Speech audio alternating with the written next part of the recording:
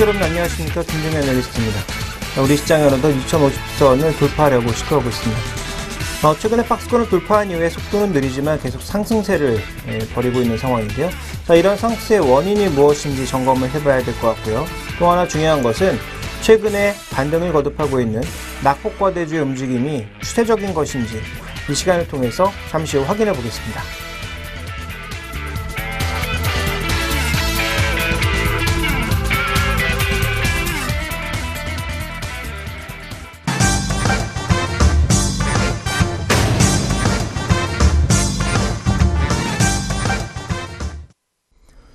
네, 오늘 첫 번째로 살펴볼 이슈는 자금 동향과 관련된 것입니다. 그런데 자금 동향하면 우리가 흔히 펀드, 환율 동향 이런 것들만 얘기하게 되는데요. 우리가 좀 더 근원적인 흐름을 살펴볼 것이 있는 게 어쨌든 세계는 지금 달러와 유로 중심으로 이 환율 체계가 이루어져 있습니다. 기축 통화가 그 두 가지란 말이죠. 나머지는 기타 통화들, 대표적으로 엔화라든지 호주 달러라든지 그다음에 일본, 중국의 위안화 같은 통화들이 나머지를 차지하고 있는 상황이지만 실제로 기축 통화로 불릴 수 있는 것은 달러와 유로 이 두 가지라고 봐야 될 것 같은데요. 최근 이 시스템에 대해서 반하는 움직임이 나타나고 있습니다. 특히 2008년, 9년 미국 그리고 유럽의 위기가 나타난 이후에 그 위기로 인해서 이머징은 실제로 굉장히 큰 경제 타격을 입었죠. 그러다 보니까 이들 그 사이에서 선진국 경제가 조금 어렵더라도 스스로 위험을 극복하기 위한 안전장치를 마련해 보자, 이런 시도가 있었습니다. 이 시도 이전에 시도되었던 것은 바로 IMF나 세계은행에서 이머징 쿼터를 조금 더 올리고자 시도를 했습니다만 미국과 유럽 쪽에서는 받아들일 수 없는 제안이었던 만큼 여전히 IMF는 유럽이 계속 의장을 담당하고 있고 또 세계은행 쪽은 다른 국가들이 돌아가면서 주요 선진국들이 돌아가면서 담당하고 있는 그런 상황이죠. 그러다 보니까 실제적으로 이런 국제기구의 힘이 여전히 선진국만을 위해서 일하고 있다라는 분위기가 나타나면서 브릭스 국가가 모이기 시작했습니다. 자, 그 브릭스 국가의 최근에 추진하고 있는 개발은행의 의미에 대해서 먼저 살펴봐야 오늘의 얘기를 시작할 수 있을 것 같은데요. 어디까지나 이 얘기는 얘기의 개요 부분이라는 것을 여러분들이 잘 살펴보시길 바랍니다. 자, 준비된 표를 보시면 이것은 뭐냐면 실제로 브릭스 개발은행의 회의 내용들입니다. 그래서 1차 회의가 2009년도 러시아에서 있었고요. 자, 이때는 브라질, 러시아, 인도, 중국 4개 국가, 브릭이라고 부르는 4개 국가만 참여를 했습니다. 그런데 2010년부터 남아공 대통령이 옵저버로 참여를 하면서 2011년부터는 공식적으로 가세가 되면서 브릭스라고 하는 명칭으로 변경이 됐죠. 그래서 이 논의 안에서 논의된 게 브릭스 개발은행에 대해서 설립을 제안을 했고 올해 드디어 NDB, 즉 브릭스 개발은행과 함께 CRA라고 하는 일종의 위험관리 기금을 내기로 했습니다. 최종적으로 합의가 끝났고요. 이것은 2016년에 발의가 되는 것으로 얘기가 되었고 실제로 2015년 러시아 회의에서는 세부 운영 방침을 결정한다라는 거죠. 그러니까 올해 회의에서 얼마 전에 끝난, 지난주였던가요? 얼마 전에 끝난 이 회의에서는 확정을 했고요.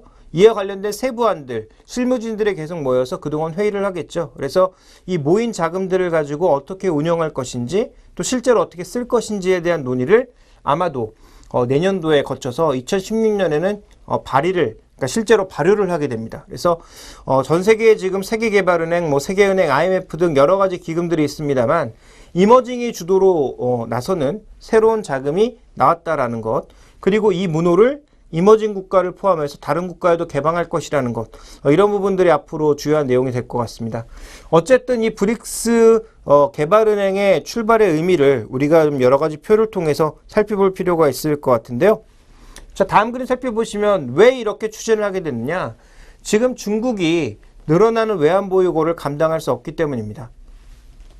자, 이 늘어나는 외환보유고를 미 국채, 금 여러 가지 형태로 저장을 해봤는데 그래도 넘쳐나는 수요를 계속 이제 감당할 수가 없다 보니까 오히려 중국 내로 자금이 계속 또 들어오고 있고 또 무역으로도 계속 돈을 벌고 있고 그러다 보니까 이러한 자금들을 이제 해외 투자 형태로 막 돌렸죠. CIC 같은 국영 투자처에서 해외 쪽에 뭐 M&A도 하고 새로운 곳에 투자도 하는 그런 형태로 돌렸는데 그래도 안 되다 보니까 안에 내부적으로는 부동산 가격에 과열도 많이 나타난 양상이었고요.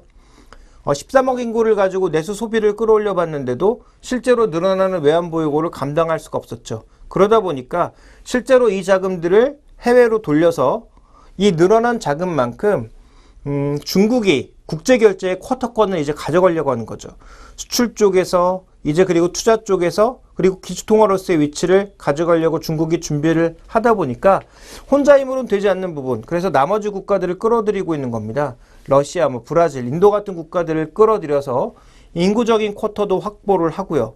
그 다음에 브릭스가 모여야 일종의 힘을 발휘할 수 있기 때문에, 왜냐하면 지금 글로벌 경제의 성장의 한 축을 담당하고 있는 것이 바로 브릭스 국가이기 때문에 이들이 늘어난 외환보유고를 바탕으로 세계 경제에 영향력을 행사하려고 하고 있다. 물론 그 중심축에는 중국이 있다. 그리고 중국의 뒤를 쫓아가는 나머지 국가들이 있다. 이렇게 좀 볼 수 있는 상황이고요. 실제로 또 다음 그림 살펴보시면 이들 국가의 전반적인 투자 증가율이 최근 들어서 감소로 돌아서고 있는 상황이죠. 물론 플러스에 아직 머물고 있습니다만 과거처럼 10% 두 자리 이상의 그런 투자 증가율은 보이지 못하고 있습니다. 자, 이들도 더 이상 제조업 개발, 내수 개발을 통해서 누릴 수 있는 성장의 함수가 나라별로는 물론 차이가 있습니다만 한계에 달했다라는 거죠.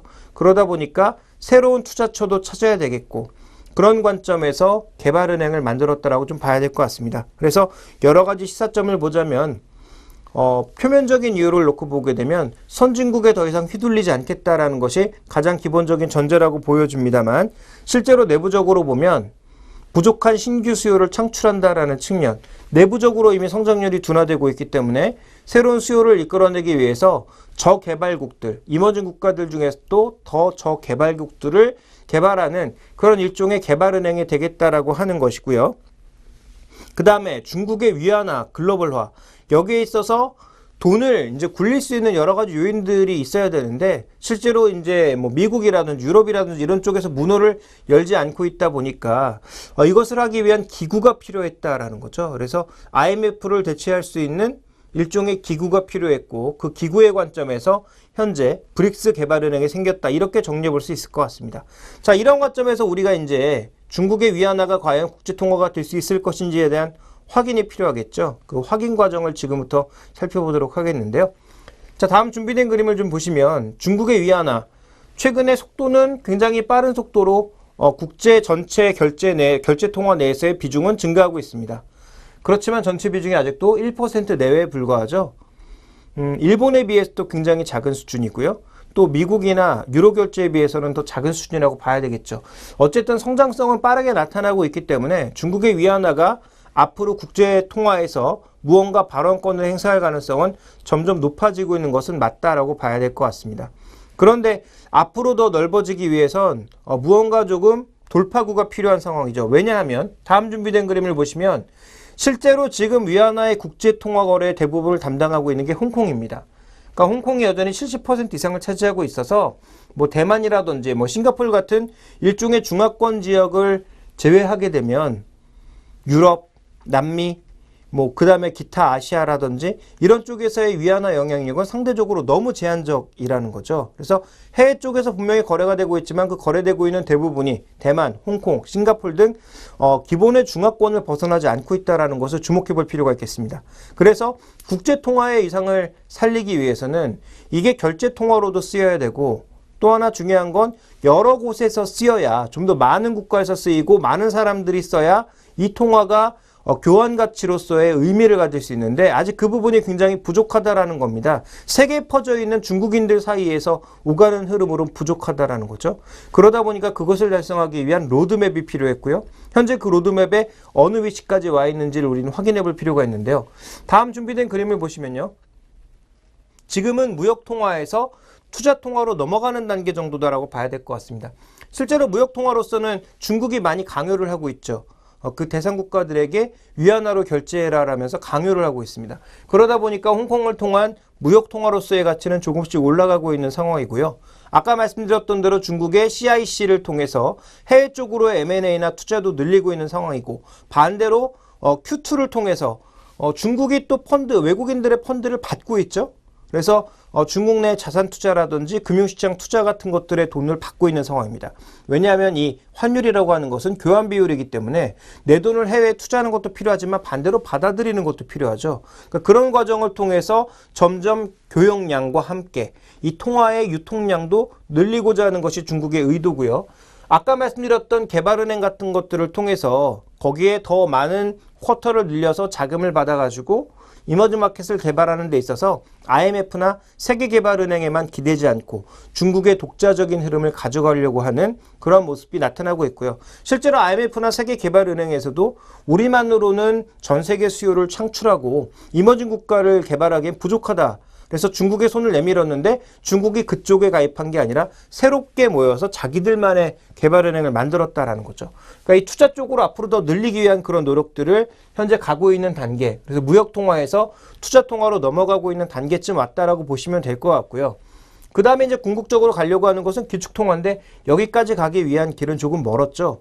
왜냐하면 뭐 국민소득 측면이라든지 GDP 측면이라든지 이런 측면에서 봤을 때 아직까지 미국과 좀 거리가 있는 상황이고요. 기술력의 차이라든지 뭐 소비시장의 크기라든지 뭐 지역 간 격차라든지 이런 부분들이 있기 때문에 현재 중국의 투자통화에서 기축통화로 가기까지는 아직까지 조금 시간이 필요하다고 봐야 될 것 같습니다. 그래서 말씀드렸던 대로 유출과 유입을 확대하고 있는 상황이다. 이 과정에서 뭐 개발은행도 참여하고 있고 또 중국의 CIC도 참여하고 있고 중국의 4대 은행의 여러 가지 흐름들도 동반해서 나타나고 있는 상황이다라고 좀 봐야 될 것 같고요. 그런 과정에서 앞으로 이제 지역과 범위를 점점 넓혀가는 그런 과정에서 중국이 이런 로드맵을 달성해 나갈 거다라고 봐야 될 것 같습니다. 자, 그렇다면 오늘 얘기 드리고 싶은 가장 핵심 주제는 뭐였냐면 전 세계 통화 시장이 좀 변하고 있고 그 가운데서 자금 시장이 변할 거다라는 것이 기본적인 전제였는데요. 그러면 우리에게 필요한 건 과연 한국에는 어떤 영향을 미칠 거냐라는 거죠. 중국이 위안화를 국제화하는 과정에서 과연 한국에 어떠한 이점이 있을 것이며 중요한 변화는 어떻게 나타나는지 그 부분을 점검해 봐야 되겠는데요. 한국 경제의 영향을 살펴보도록 하겠습니다. 자, 준비된 다음 글을 살펴보시면 지금 한국 내에서 나타나고 있는 총 외환 거래를 보고 계신데요. 이 외환 거래에서 실제로 달러가 차지하는 비중이 절대적입니다.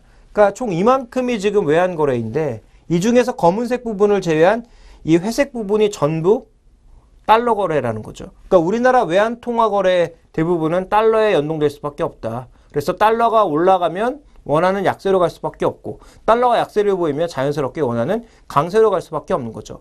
한국의 전체적인 트렌드라는 게 있는데 또 한국 경제의 흐름이라고 있는데 그거에 상관없이 달러에 밀릴 수밖에 없는 수급적인 분위기가 있었는데요.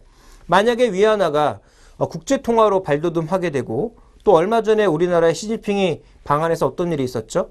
박근혜 대통령과의 대화를 통해서 위안화 직거래 시장을 개설하기로 했죠.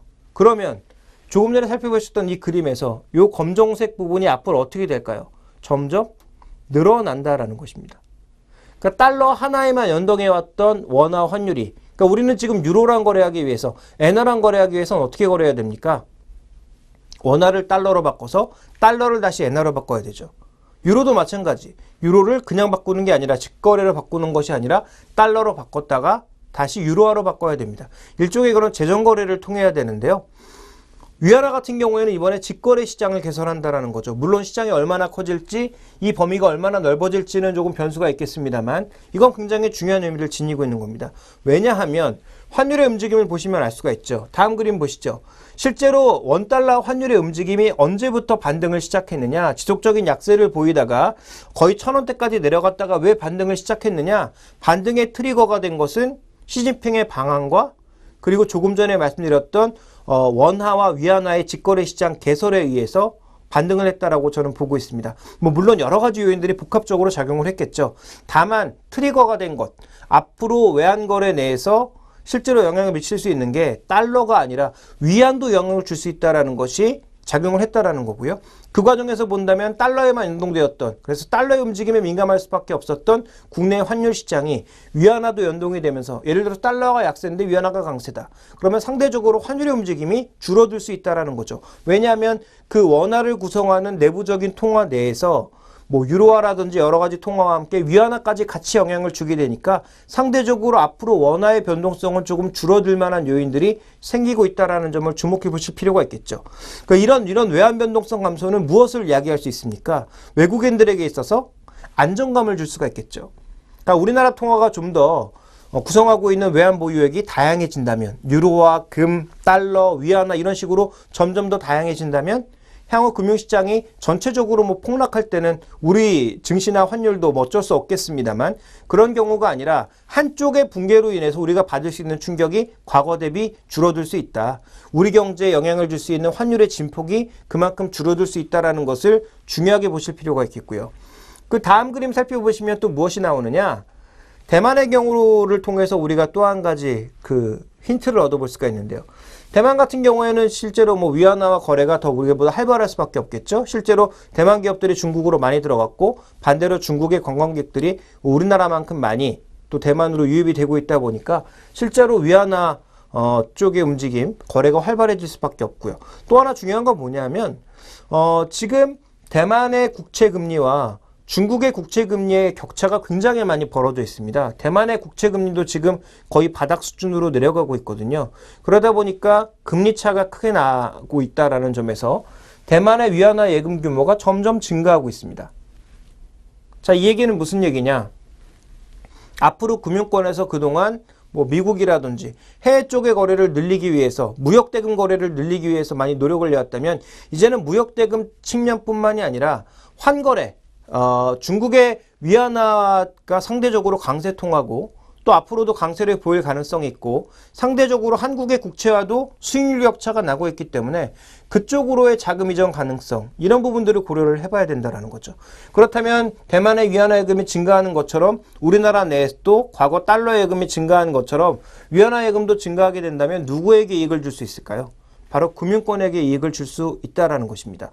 금융이라고 하는 게 기본적으로 뭡니까? 돈을 돌리는 게 금융이죠.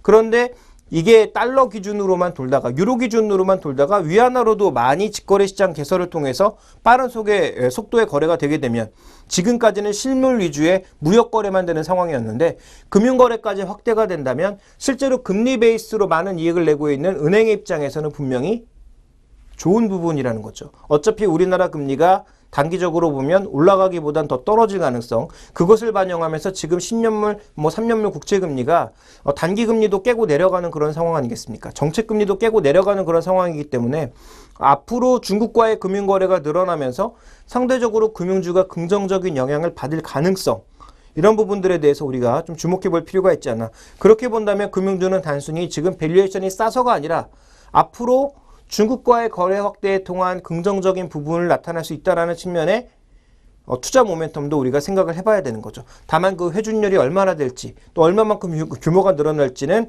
앞으로 확인을 해봐야 되겠지만, 이 모멘텀도 중요하게 보실 필요가 있겠고요. 마지막으로 우리 한 가지 살펴봐야 될 것은, 다음 그림 보시면 FTA를 진행 중이죠. FTA 진행 중인 상황에서 위안화와의 통화 거래가 활성화되고 직거래 시장이 개설된다면 관세율이 내려가는 과정에서 수혜를 받을 수 있는 업종이 많다라는 것입니다. 이것은 과거 뭐 칠레, 그다음에 EU, 미국과 대부분의 나라와 FTA를 겪으면서 모두 나타난 동일한 현상인데요. 상대적으로 관세가 높았던 자동차, 가전, 비금속 광물, 생활용품, 섬유, 뭐 이런 쪽에 전반적인 관세율이 낮아지는 것에 수혜를 받을 가능성이 있다는 것입니다. 그러니까 해당 업종들에 대한 긍정적인 관점도 생각해 볼 수가 있는 거죠. 그래서 종합적으로 다시 한번 정리를 해보도록 하겠습니다.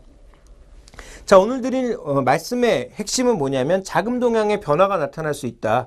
그 자금 동향의 변화는 단순하게 한국을 선호하는 자금이 펀드 쪽으로 들어온다라는 것이 아니라 위안화의 국제거래, 또 위안화의 위상 증가, 이런 것들을 통해서 또 우리나라가 위안화와 직거래 시장을 개설함을 통해서 얻을 수 있는 수혜, 경제적인 이점이 분명히 있다라는 것이고요.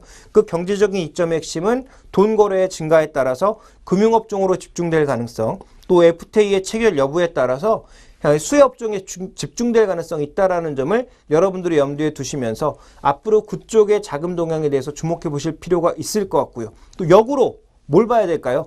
중국의 자금이 우리나라에 들어와서 무엇을 하고 있는지를 주목해 보셔야 될 것 같습니다. 최근에 이런 뉴스거리를 좀 추적해 보다 보면 우리나라의 스타트업 기업들, 바이오 기업들, 기술력이 많은 기업들, 그런데 실체가 조금 불분명한, 기술만 가지고 있고 실제로 뭐 공장이라든지 이런 실체가 불분명했던 기업들의 중국계 자금들이 많이 들어오고 있고 벤처 캐피탈 쪽으로 자금이 들어오고 있다는 점도 주목해 볼 필요가 있는 거죠. 그래서 여러분들에게 말씀드리고 싶은 내용의 핵심은 금융거래를 통한 중국과의 거래 증가 여부, 두 번째로 중국 자금이 들어와서 우리 시장 내에서 무엇을 사는지 그 두 가지에 집중하는 게 앞으로 투자에 있어서 굉장히 중요하지 않을까 판단하고 있습니다.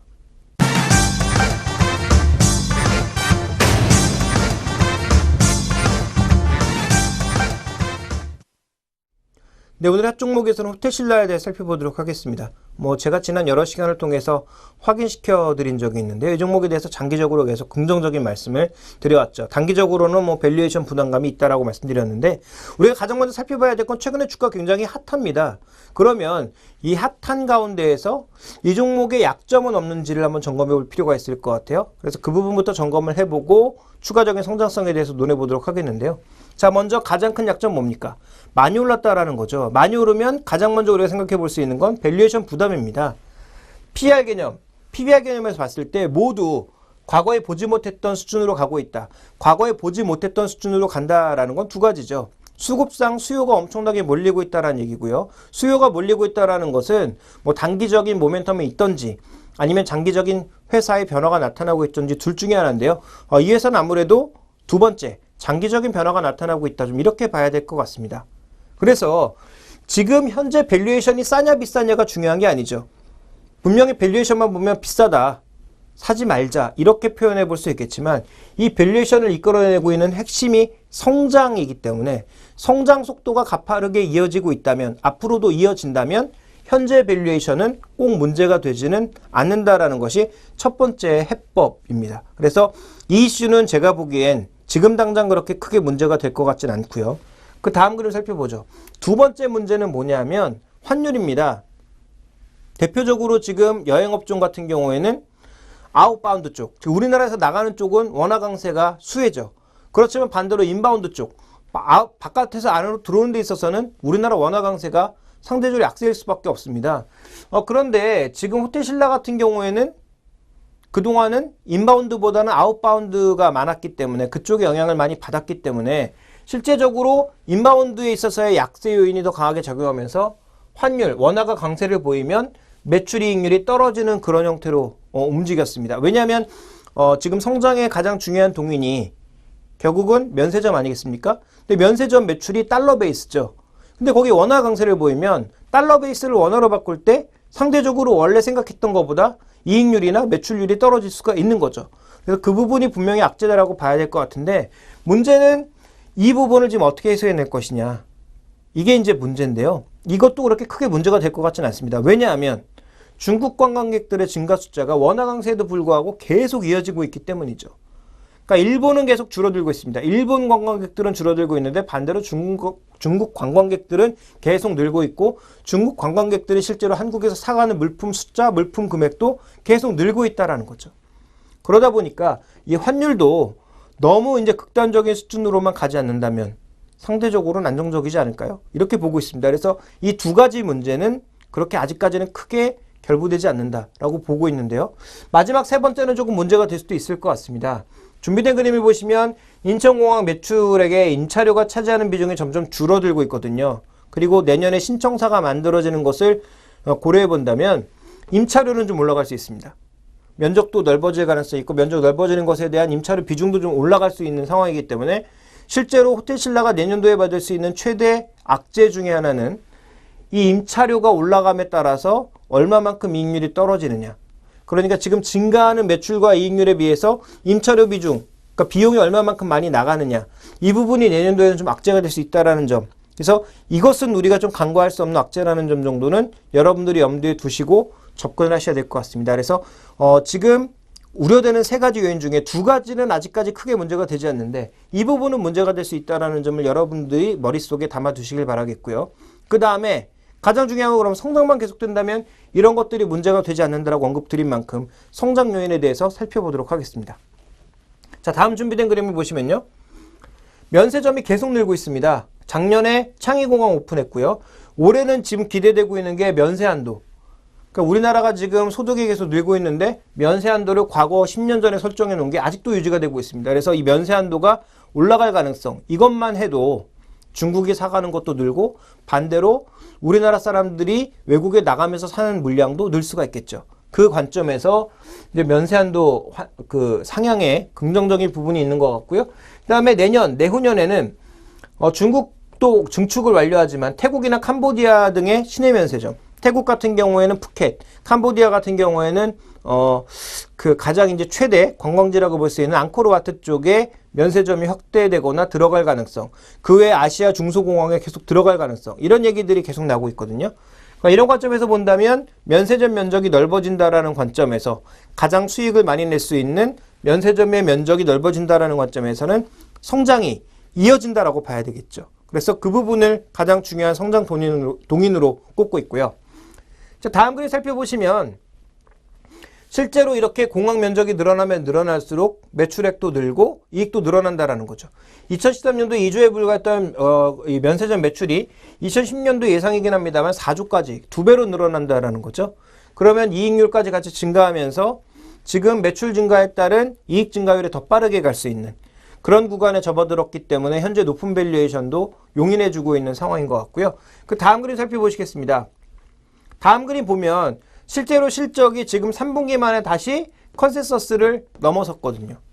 이게 이제 과소 추정의 우려가 과대 추정의 우려로 가는지는 확인을 해봐야 되겠습니다만 어쨌든 매출의 레벨 그리고 이익의 레벨이 컨센서스를 계속 넘어간다면 현재 높은 밸류에이션도 예상대로 시장이 예상했던 대로 달성한다라는 측면에서 긍정적으로 볼 수 있는 거죠. 2분기 실적은 약간 서프라이즈했다. 그럼 3분기, 4분기에도 만약에 이런 서프라이즈한 실적이 이어진다면 호텔신라의 높은 밸류에이션은 크게 문제가 되지 않을 거고 대신 규모가 계속 커지고 있는 것을 확인해야 된다. 이 두 가지 관점에서 말씀을 좀 드리고 싶고요. 그 다음 그림 보시면 실제로 지금 아시아와 중동만 전 세계 트래픽, 항공 트래픽이나 여행 트래픽 기준으로 놓고 봤을 때 세계 평균이 5%대인데 중동이 12%, 아시아가 7%대입니다. 다른 그 어느 지역보다도 빠르게 늘고 있거든요. 그러니까 이들 지역에 지금 집중해서 면세점을 늘려나가고 있기 때문에 향후 성장성이 탄탄하다라는 거죠. 그래서 이게 이제 언제 꺾일지 모르겠습니다만 어쨌든 이런 여행객 수의 증가와 상대적으로 지역별 이점이 있는 곳에 계속 생기고 있다라는 관점에서 허브 공항이 되고 있는 뭐 창의공항이라든지 이런 쪽에 생기고 있다라는 관점에서 이 종목의 성장성은 계속 긍정적으로 좀 보고 있다라고 판단해 볼 수가 있겠고요. 다음 그림 살펴보시면 아까 말씀드렸던 부분인데 다른 국가들이 대부분 한 80만 원에서 200만 원 가까이 면세 한도를 두고 있는 것에 비해서 우리나라가 40만 원 가장 낮다라는 거죠. EU가 지금 60만 원 정도로 가장 낮은 수준이고요. 그 다음에 이제 캐나다가 80만 원에서 200만 원 사이, 호주가 이제 90만 원 정도, 이런 정도의 수준이기 때문에 우리나라는 지금 다른 나라의 기준과 비교해 봤을 때도 국민소득과 비교해 봤을 때도 너무 낮다라는 것입니다. 상대적으로 우리보다 엄청나게 이제 소득 기준이 낮은 중국 같은 경우에도 800달러 수준인데 우리가 지금 400달러 수준이라는 것은 조금 문제가 있다라는 거죠. 그래서 이것을 확 올릴 수는 없겠지만 적정 수준으로 조정할 가능성이 오래 있다라는 점에서 내수 쪽의 모멘텀도 있다. 그래서 해외 쪽은 진출 모멘텀, 내수 쪽으로는 추가적으로 이 면세 금액의 상향 모멘텀 자체가 존재한다라는 점에서 호텔신라의 향후 성장 가도는 분명히 그려져 있다라고 봐야 될 것 같습니다. 자, 그렇다면 이렇게 좋은 얘기만 드렸는데 자, 그러면 지금의 이 높은 가격에도 최근의 지속적인 상승에도 과연 지금도 사도 늦지 않았는가? 이 부분에 대한 점검이 필요한데요. 결론부터 말씀드리면 늦진 않았습니다. 다만 여기서 한번 우리가 고려해야 될 것은 단기적인 변동성, 예를 들어서 악재가 나왔을 때 주가가 비교적 높은 수준이기 때문에 급하게 떨어졌다 다시 복귀할 가능성이 높다라는 거죠. 그러니까 여기서부터는 긴 뭐 주봉이나 월봉 기준으로 보면 주가의 추세는 계속 위로 올라가는 것처럼 보이지만 일봉 기준으로 봤을 때는 굉장히 등락이 거듭될 가능성이 있다라는 점에서 철저하게 조정시 매수 관점, 신규 매수라면 대신에 보유하고 계시다면 강력홀딩 관점, 이 두 가지가 핵심이 아닌가라고 보고 있고요. 또 하나 이제 우리가 플러스 알파로 봐야 되는 건 삼성그룹 내에 굉장히 중요한 한 지주회사의 축이 될 수 있다. 결국은 제 생각이지만 삼성그룹은 세 개로 갈라질 수밖에 저는 없다라고 보고 있거든요. 그러니까 전체 삼성그룹 하나, 유통과 레저 계열의 하나, 그 다음에 또 이 제일모직 기준으로 해서 하나 정도가 분리될 가능성이 있다라고 저는 보고 있기 때문에 세 자녀가 결국은 큰 뿌리를 세 가지 뿌리로 나눠 가질 가능성이 있다라고 보고 있기 때문에 그 관점에서 본다면 중요한 축의 종목이 될 수 있다는 관점에서 장기적으로는 호텔신라 여전히 긍정적으로 보고 있습니다. 다만 단기적인 매매 스킬은 조금 필요하다는 점을 다시 한번 강조드리겠고요. 자, 그렇다면 좋은 종목을 말씀드렸는데요. 상대적으로 좀 부족한 종목도 바로 언급을 해보도록 하죠. 자, SK 이노베이션입니다. 자, 이 종목은 실적 자체가 여전히 좋지 않고 2분기는 오히려 적자 전환했죠. 다만 2분기 적자 전환이 실적의 바닥일 가능성은 언급이 되고 있는데요. 자, 살펴보시면 지금 가장 문제가 되고 있는 것 중에 하나가 뭐냐? 환율이다라는 것입니다. 아까 반대로 이제 환율 자체가 긍정적인 부분도 있었지만 여기는 환율이 좀 부정적인데요. 달러 베이스로 계속 그 유통 마진, 일종의 이제 마진을 얻고 있는데 그 마진이 워낙 강세를 보이다 보니까 상대적으로 떨어질 수밖에 없는 거죠. 그러다 보니 정유 마진 쪽에서는 계속 약세를 보일 수밖에 없는 상황인 것 같고요. 그 다음에 스프레드는 약간 개선되고 있는데 그리고 E&P 쪽은 이익을 내고 있는데 가장 이제 캐시카우가 돼야 되는 정유 쪽의 흐름이 부진하다라는 것이 문제가 좀 되고 있는 것 같습니다. 그래서 사업 부분별로 점검을 해보도록 할게요. 자, 사업 부분별로 이제 먼저 정유 부분을 보시면 다음 준비된 그림을 좀 보도록 하겠습니다. 자, 이 정유 마진인데요. 전체적인 트렌드가 어떻습니까? 쭉 떨어지고 있는 상황이죠. 이 중심선을 우리가 그려보면 회계 분석을 통해서 중심선을 그려보면 아마 이렇게 그려질 겁니다. 이 트렌드는 결국은 우하향 트렌드거든요. 결국은 정제 마진의 크기가 계속 떨어지고 있다. 그럼 매출이 이거 떨어지는 것보다 더 빠른 속도로 증가하고 있느냐? 그렇지 않다라는 거죠. 2012년, 13년을 고점으로 해서 지금 해외로 수출 모멘텀도 떨어지고 있는 상황에서, 즉 매출의 모멘텀도 떨어지고 있는 상황에서 마진율이 떨어지고 있다는 것이 핵심입니다. 그래서 이 종목은 다른 여러 가지 성장 동인들이 많지만 실제적으로 가장 돈을 그동안 벌어왔던 또 성장의 중요한 동인이었던 정제 마진 자체의 탄력이 둔화되고 있다는 점을 주목해 보실 필요가 있을 것 같고요. 그 다음 그림 살펴보시면 또 하나 이제 뭐냐 하면 실제로 항공유 2014년도에 가장 마진율 떨어지고 있고 경유 같은 경우에도 마진율이 떨어지고 있는 상황입니다. 이 각각의 유종별 흐름도 별로 좋지 않기 때문에 정유산업에서 특별한 모멘텀을 찾기가 어렵다. 이제 중국도 더 이상 석유를 수입하는 부분도 물론 있지만 수입하기보다 이제 수출 국가로 돌아설 가능성이 높아져 가고 있기 때문에 이 부분도 향후 부담 요인이다라고 좀 볼 수 있는 상황이고요. 그 다음에 석유화학 부분은 또 어떻게 나타나고 있느냐? 다음 그림을 보시면 이 석유화학 쪽에서의 전반적인 움직임은 바로 스프레드에 좀 달려 있는데요. 스프레드 부분은 전체적으로 지금 약간 살아나는 부분, 특히 파라자일렌 쪽, PX라고 불리는 파라자일렌 쪽의 스프레드는 최근 들어서 약간 개선되고 있습니다. 이 스프레드가 뭐냐면 원가에서 이제 이 파라자일렌 가격을 뺀 것을 스프레드라고 하는데요. 이게 계속 떨어진다라는 건 뭡니까?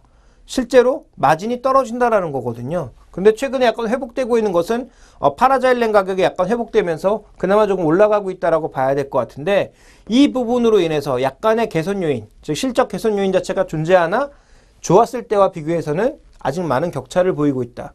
이 부분, 거기다가 파라자일렌 공급량은 중국 내에서 그동안 공급 부족이었다가 한국이나 중국이나 워낙 이제 업황이 좋다고 추가적으로 설비 증설하기 시작하면서 이 부분도 앞으로 크게 개선되기는 어렵다. 다만 바닥을 탈출하고 있는 국면이다 정도로 이해를 해보셔야 될 것 같고요. 다음 그림 살펴보시면 이제 E&P 쪽인데요.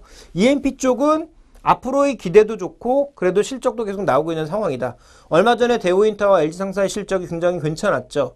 그 부분을 본다면 실제로 회수기에는 실적이 좋아진다고 봐야 될 것 같은데 SK이노베이션 같은 경우는 실제로 회수기간이 2015년, 16년부터 회수기간이기 때문에 이때부터의 현금 흐름은 좋아진다라는 거죠. 그러니까 큰 패러 그룹으로 봤을 때 정유, 화학, 석유화학 부분 그리고 E&P 부분으로 봤을 때 이 자원개발하는 쪽의 전체적인 흐름은 나쁘지 않다라는 것입니다. 그래서 장기적인 흐름으로 봤을 땐 이 부분과 그 다음에 지금 SK이노베이션이 추진하고 있는 2차 전지 분리막 사업 부분 이런 부분 쪽에서는 분명히 좋아지는 부분도 있다라고 볼 수가 있는 거죠.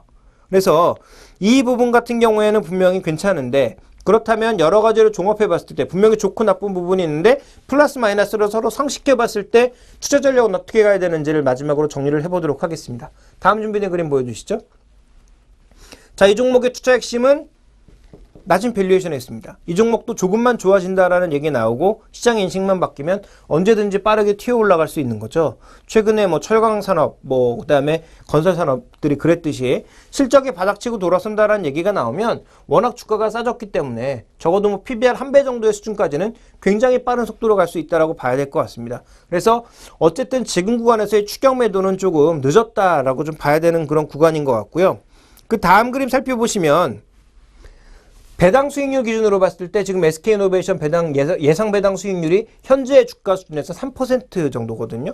그러면 여러분들이 지금 은행에 돈 맡겼을 때 2%대 후반대 정도의 수익률, 그리고 거기서 세금 빼면 2%한 중반이나 2% 초반대 정도의 수익률입니다. 근데 배당을 3.1% 주면 여러분들이 예금하는 것보다 낫다라는 거죠. 그러니까 현재의 가격대에선 더 빠지기가 어렵다. 왜? 배당 수익, 예상 배당 수익률만 놓고 봤을 때도 현재는 굉장히 매력적이다라는 거죠. 그러면 저가 매수가 여러 군데서 나타나면서 저점이 탄탄해질 가능성이 있다라는 겁니다. 전략의 핵심은 추격 매도는 늦었다라는 것이고요. 다만 반등을 시도하면서 어디까지 반등할 거냐가 이제 핵심이죠. 장기적으로 보면 괜찮은데 단기적으로 보면 이 업황 자체, 정유 업황 자체가 상대적으로 좀 부진하기 때문에 반등의 한계를 보일 수밖에 없다라는 점을 여러분들이 염두에 두시면서 장기적으로 보시는 분들은 현재 가격대에서의 매수에서 홀딩, 단기 전략가라면 반등을 이용한 또 수급을 상황 염두에 두면서 탄력적인 트레이딩 매매가 필요하지 않을까라고 보고 있습니다.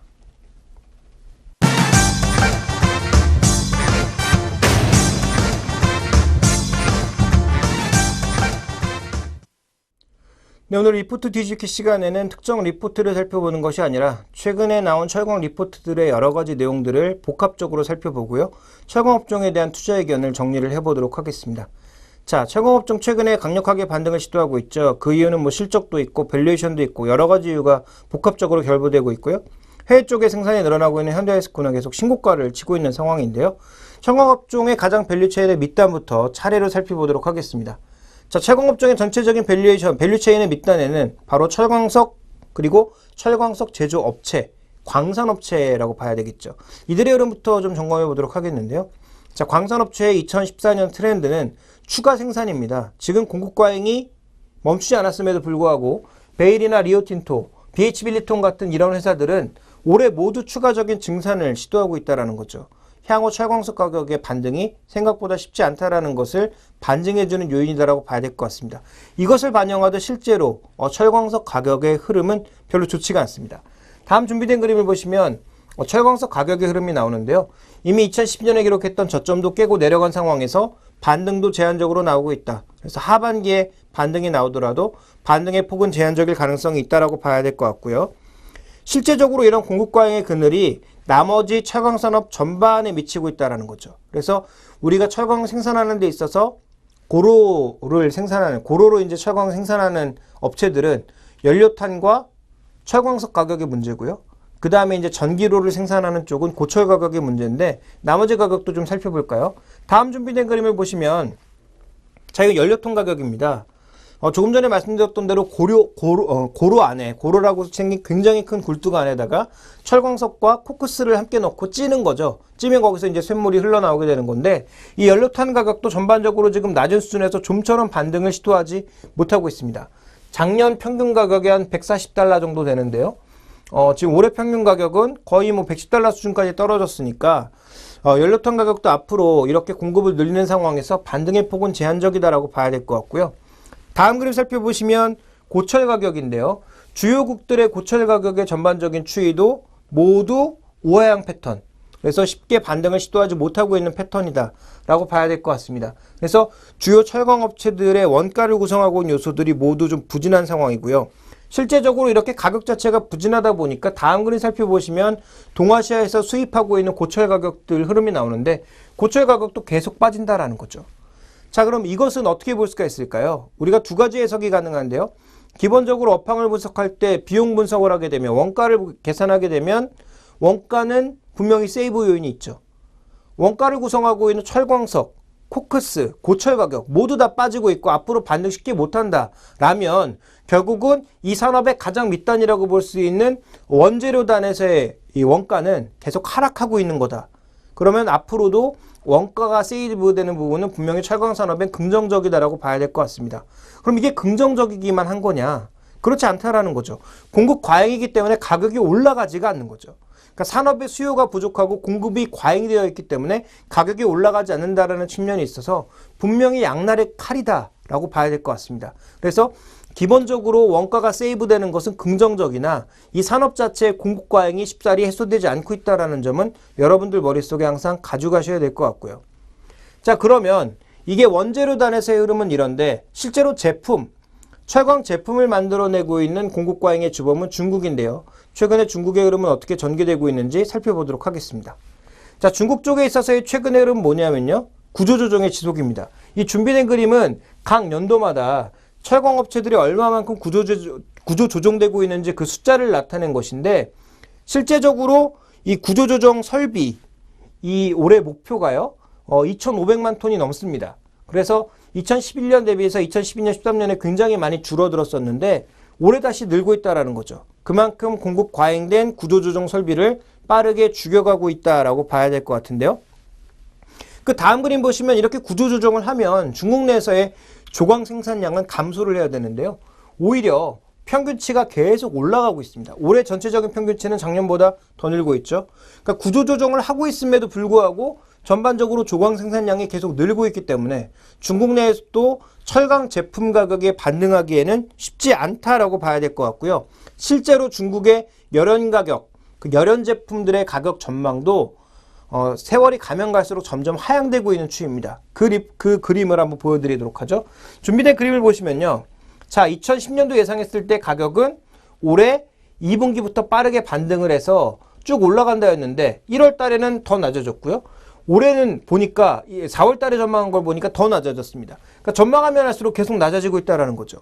그러니까 원래 예상은 작년에 예상했던 건 올해 1분기를 기점으로 해서 반등을 시작한다였는데 느리지만 반등을 시작한다였는데 이 전망 자체도 계속 하향이 되고 있는 거죠. 그러니까 현재 가격 추이도 마찬가지고요. 그렇게 본다면 중국의 공급 과잉으로 인한 해소도 시간이 필요하고요. 실제로 반등을 쉽게 하지 않고 있다는 관점에서 원가단에서의 가격 상승도 쉽지 않고 제품단에서의 가격 상승도 의외로 쉽지 않다. 시간이 걸린다. 이런 부분으로 봐야 될 것 같고요. 그리고 이제 실제로 이 중국 내에서 생산하고 있는 나름대로의 고부가 가치 제품은 어떻게 흘러가고 있느냐 살펴보도록 하죠. 자, 지금 중국이 수출하고 있는 페로실리콘 쪽의 수출 동향이 어떻게 되는지 다음 그림으로 확인해 보도록 하겠습니다. 보시면 나름대로 고부가 가치 제품인데 이 제품의 가격도 최근에 횡보하고 있는 상황이고요. 그 다음에 일본에서 페로망간을 수입하고 있는데요. 다음 그림 보시면 일본의 페로망간 수입 가격도 생각보다 크게 변하지 않고 있다. 결국은 지금 고부가 가치 제품의 가격도 쉽사리 움직이지 않고 있다. 그래서 철광시장 전체를 보면 지금 원가단, 그다음에 제품단, 제품 쪽에서 한 번 더 가공한 가공 제품까지도 가격이 쉽게 움직이지 않고 있다. 이것은 우리나라의 특징이 아니라 전 세계 글로벌 트렌드다라는 것을 주목해 보실 필요가 있습니다. 그래서 여기서부터 우리가 중요한 건 철강업종을 보는 데 있어서 기본적으로 업황 회복이 빠르게 나타날 수 있느냐 이 부분을 점검을 해봐야 될 것 같은데요. 아직까지 그렇게 쉽지가 않다라는 거죠. 다만 중국 쪽에서는 철도 투자나 SOC 투자를 통해서 계속 철강 시황이나 경기 회복의 속도를 조절하고 있는 것이 눈에 보이고 있고요. 중요한 건 업황이 언젠간 개선이 될 텐데 그 시간이 얼마나 걸릴지 아무도 모른다라는 거죠. 이번 2분기 실적만 보고 철강업종이 2분기 바닥을 찍고 3분기부터 무조건 간다, 꼭 이렇게 이야기는 쉽지 않다라는 것입니다. 그래서 철강업종을 보는 그 시황의 눈에 있어서는 여전히 전체적인 글로벌 트렌드가 공급 과잉에서 쉽게 벗어나지 않고 있다는 점을 염두에 두면서 단기적인 투자 전략을 지금부터 살펴보도록 하겠습니다. 자, 가장 먼저 단기 전략의 핵심이 되는 첫 번째 그림부터 살펴보도록 하겠는데요. 자, 준비된 그림을 보시면 가장 드러나는 특징이 뭐냐? 여기도 이제 스프레드가 나오는데 스프레드라고 하는 건 기본적으로 여러분들이 경제에서 얘기하는 스프레드는 두 가지의 가격을 놓고 살펴보는 것입니다. 그래서 가격 변화가 긍정적으로 나타나고 있느냐, 나쁘게 나타나고 있느냐. 그러니까 원가의 가격과 제품의 가격이 어떻게 움직이고 있느냐에 따져서 마진율이 좋아지느냐, 나빠지느냐 정도의 차이를 보고 있는 거니까요. 그 부분을 염두에 두시면 될 것 같고, 실제로 여기 나타나는 스프레드는 무슨 스프레드냐면 열연 가격과 철광석 가격의 스프레드인데요. 아까 언급드렸죠. 철광석 가격은 반등하기 쉽지 않다고요.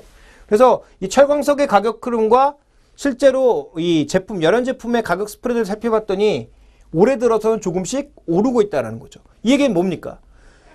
실제로 그 철광석 가격에서 열연 가격을 뺀 게 조금씩 수치가 올라가고 있다는 건 그만큼 마진율이 좋아지고 있다는 얘기거든요. 이 스프레드의 개선 자체는 긍정적이다. 그렇다면 실적은 어느 정도의 바닥을 쳤을 가능성, 즉 열연 제품 가격의 하락보다 철 가격의 하락이 더 빠르게 나타나고 있는 현재의 구간에서 이익은 어느 정도 바닥을 찍었을 가능성이 충분히 있다는 점을 염두에 두실 필요가 있겠고요.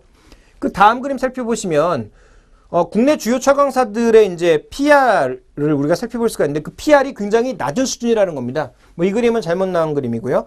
어쨌든 지금 철강업체들의 전반적인 밸류에이션이 0.6배에서 0.8배, 더 싼 것은 0.5배 수준까지도 갔다가 최근에 반등을 시도하고 있는 거죠. 죄송합니다. 그러니까 이익의 개선을 놓고 보게 되면 분명히 이익단에서 어느 정도 개선이 나타나고 있는데 밸류에이션은 역대 최악의 수준까지 빠졌다라는 것입니다. 현재 나타나고 있는 반등은 낙폭과대에 의한 반등이다. 그리고 어느 정도 일정 부분 업황 회복에 대한 일종의 밸류에이션 재조정 과정이다. 이렇게 볼 수가 있는 거죠. 그러면 밸류에이션 재조정을 넘어서 추세적인 상승으로 가기 위해서는 수요의 증가 이런 것들이 나타나야 되는데 아직까지 그 부분은 쉽지 않다라는 것입니다. 그래서 결론적으로 말씀드리면 여러분들이 보시는 화면에도 나가겠습니다만 제자리 찾기는 가능하다.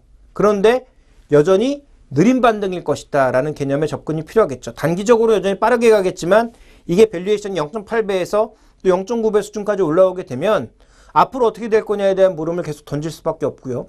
실제로 글로벌 경기의 움직임이 생각보다 제한적이고 공급 과잉으로 인한 제품 가격의 상승이 제한적이라면 주가의 반등도 제한적으로 갈 수밖에 없다라는 점을 염두에 두시면서 철강업종에 대한 전반적인 투자 전략, 지금 파는 건 싸게 팔 수도 있지만 반등의 폭도 제한적일 가능성이 있기 때문에 트레이딩을 통해서 매매 이익을 조금 늘리거나 매매 단가를 낮춰놓던지 아니면 정말 장기적인 시각으로 이 종목은 있고 다른 나머지 현금으로 나머지 종목군들에 집중하는 그런 전략이 좀 더 유효하지 않을까라고 보고 있습니다.